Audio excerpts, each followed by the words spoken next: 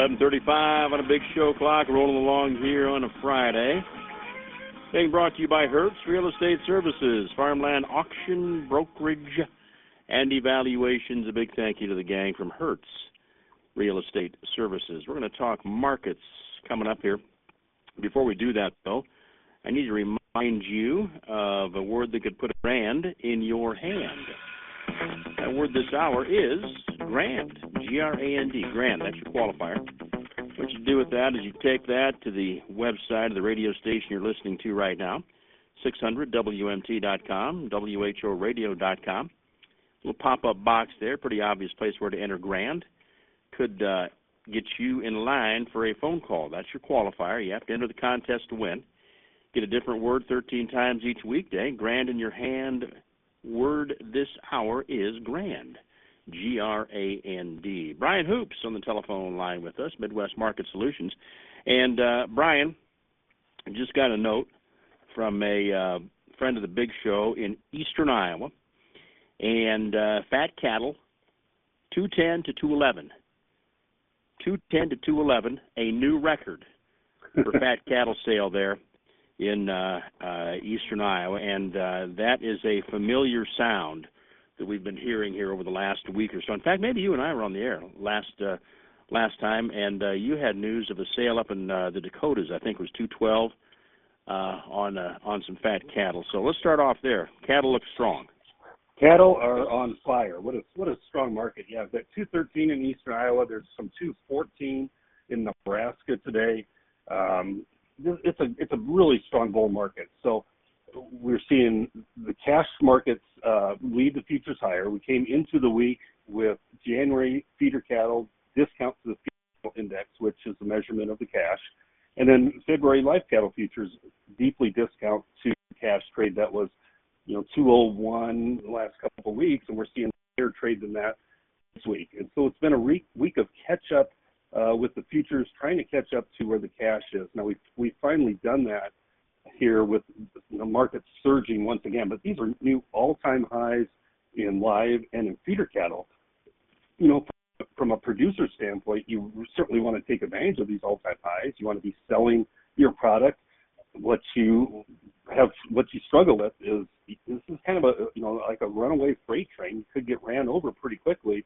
So if you're trying to sell futures into it, trying to sell calls, you're going to have to make sure you have some margin available to fund this, because people who thought the top was in last week are looking at much higher prices this week, and we may see higher prices again next week. Usually we get some sort of pullback next week. We have cattle on feed this afternoon, and then we also have end of the month next week.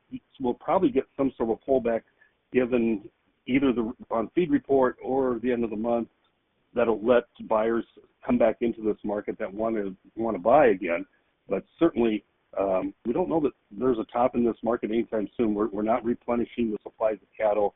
We're not having the Mexican border open up anytime soon, or at least to a lot of cattle that would really replenish these supplies and tell us that there's this market's ready to turn around and head back the other way. We just hit 205.05 February cattle. We just hit 203.43 on April cattle. Again, those are highs here that we haven't seen before.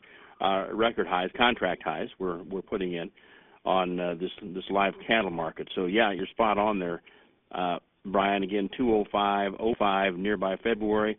We've had cash 210, 211 in eastern Iowa. You say 214 out in Nebraska. Now, what you didn't say in there is that at these prices, we're not encouraging anybody to hold heifers back to build the cow herd up.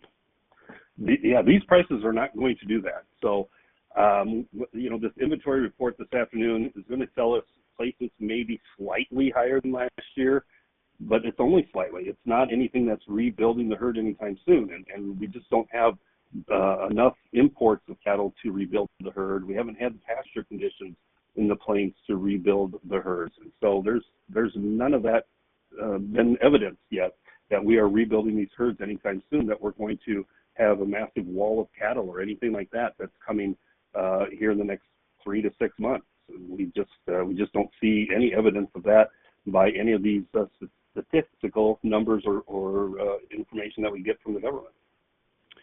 Got about a minute left this time. We're going to catch up with you again, but I want to talk a little bit about what's going on in corn and beans.